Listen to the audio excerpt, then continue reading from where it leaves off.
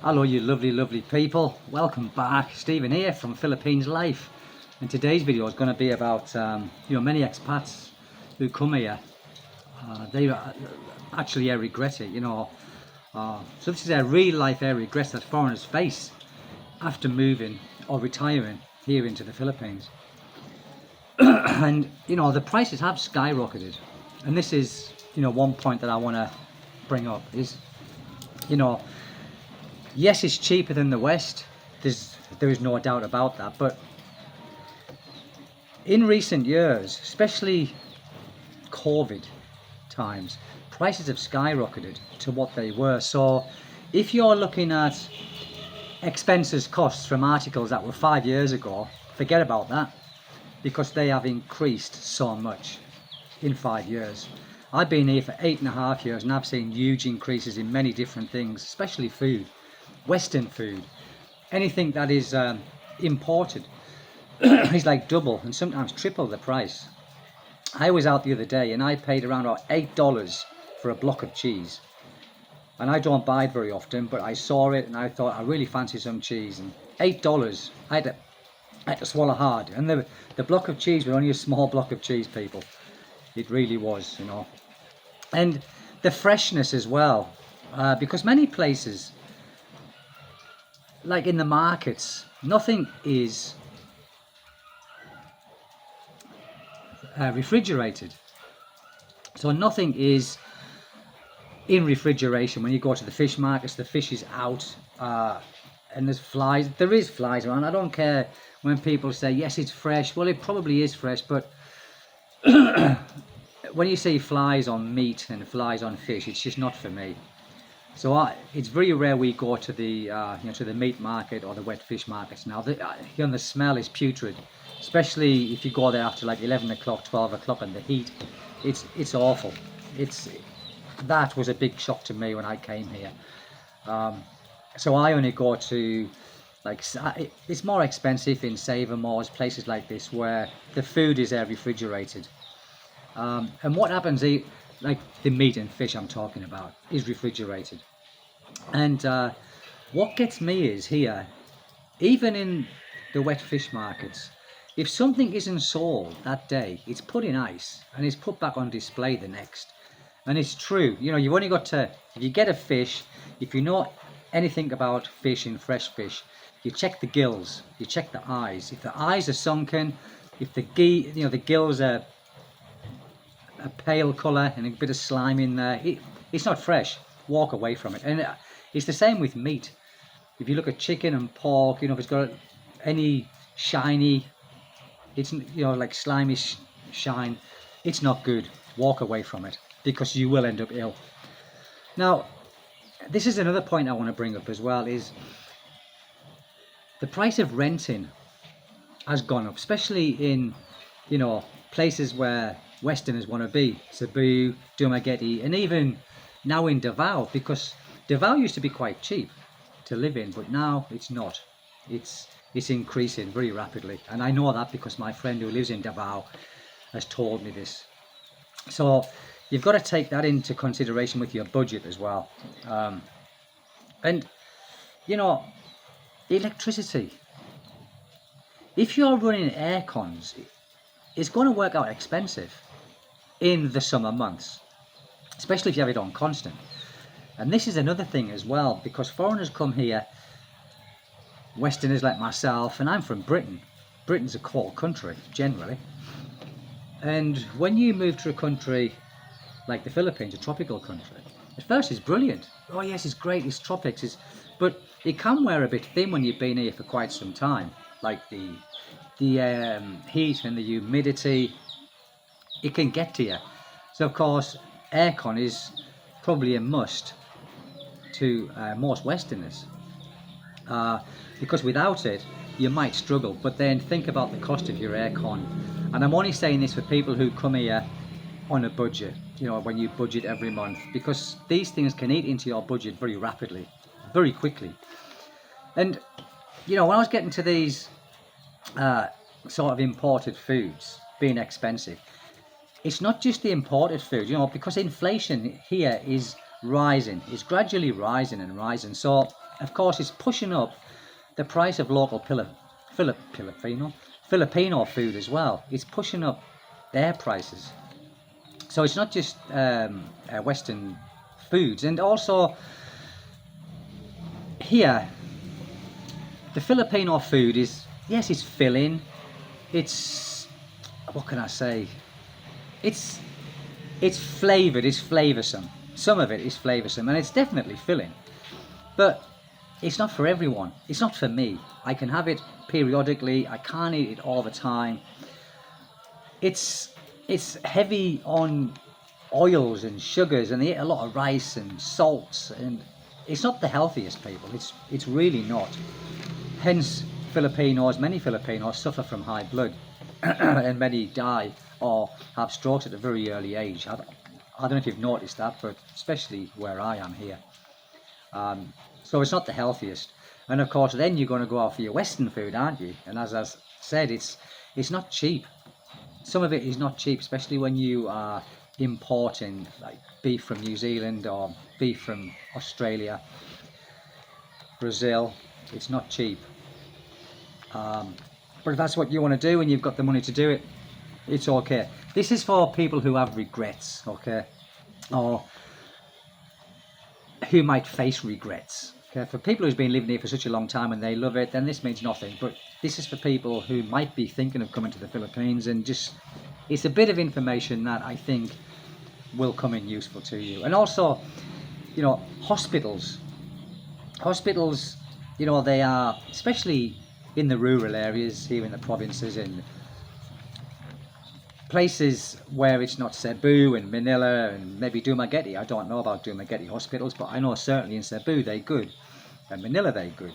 But here out in the provinces, in the rural areas, and even some of the big hospitals like in Dipolog, the Zanotti Hospital, which is the biggest hospital in Zamboanga del Norte, they are underfunded, and they haven't got the latest equipment.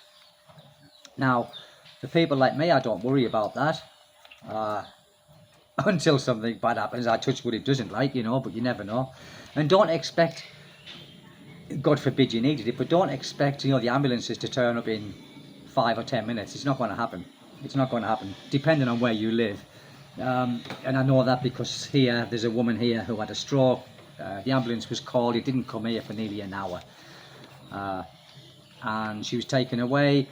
This was a little while ago. She's okay, she's doing all right, but it didn't come here for an hour, people. And this is another thing as well. The Filipinos are very warm and they're very friendly. They are. It doesn't matter, you know, whereabouts in the Philippines you are, except if you go down to the places where we shouldn't go. I don't know, I've not been down there, but from the places that I've been to in the Philippines, they are warm and friendly. But it's a culture shock, people. It really is. The culture shock is real. For an example, Filipino time, it means nothing. And being late is common. It's common. I've yet to meet a Filipino who's met me on time when we've been wanting to go out fishing, or we've been wanting to go for a few beers, or even just come round here for a little gathering. They're never on time. They're never on time. And this, me included, it frustrates many Westerners. It does. It frustrates us. Now, communication as well. It's meant to be an English-speaking country, which it is to a degree, but it's a different kind of English. So sometimes you might say something to a Filipino or ask, and they might say yes, and really it means no. It's very true. Yes means no. It really does. And it can be very hard if you don't speak the language to have a meaningful conversation. It can be very difficult if you don't speak the language. And of course, these for some people are big things, you know, for many Westerners. And I know there will be many Westerners here who probably feel lonely and isolated because of this, you know, this reason, especially if they haven't got a partner. They've come here to retire and thinking everything is paradise, and it's, like I said in many videos, people, it's not. Visas, in my opinion, I mean, I'm on a 13A now, but I was on a tourist visa for many years. In my opinion, it's easy, but I'm able, I'm healthy and able. I can catch a bus, I can go here and go there. When I was getting my tourist visas, it's painless, in my opinion. Some people who live in rural areas, I would imagine, find it quite difficult because you've got to get there, then you've got to pay an express fee. And my observation and my experience when I was paying express fee here in Dipolog, I had to wait sometimes 2 weeks, 3 weeks, sometimes 5 weeks to get my passport back, but still had to pay the express fee, which is ridiculous. But there you go. The visas here for retirees is very easy. The SRRV. There's a deposit, 10,000 and 20,000. I can't remember the exact amount, but I think it's relatively easy to get. If you've been in the military, it's pennies to get, and that visa is not reliant upon your marriage visa. Like me, I got a 13A, so my visa is through my wife. It's a spousal visa, and there's no deposit to pay on that. But I went through JRC visa consultancy, brilliant, absolutely painless, effortless, seamless. There are 2 parts to it. First year is a probationary for that year, then you upgrade to your permanent, and each time it's a new application, so you pay the same fees, the same this, the same that. But after that, the visa, the stamp in your passport is permanent. You never have to renew that, but you have to renew your I-card after every 5 years. I think with the retirement visa, you have to renew your SRRV visa every year. I believe, could be wrong, but I think it's every year. So SRRV every year, marriage visa every 5 years. It's only cheap. For the 13A, it's only about $50, I think. Now, this is a big one that I'm about to talk about now, and I think many Westerners don't think about this. I didn't. Is the country's calamities. It's got one of the worst. He's my little boy, couldn't see me. It's got one of the worst calamities, situations in the world. You've got the earthquakes, you've got the typhoons, you've got the floodings, you've got the landslides. Many people don't think of this. Many people think, you come into a tropical country, it's sunny all year round. It's not. It's not. In my observation, have been here for 8.5 years, the sunshine is here, it's real, yes. But also, typhoons are real. And we're in a typhoon now, season now. It's like June to around about November, typhoon season. So we get lots of flooding, lots of rains, and lots of mosquitoes. This is another thing, bugs, mosquitoes, things that are wanting to kill you. And things are wanting to kill you here all the time. You've got poisonous things, especially here in the rural areas. But people think, if you go to the city, you haven't got these bugs and stuff. You have. You still get cockroaches, you still get mosquitoes, and you see them. And I've seen rats in the markets in Dipolog.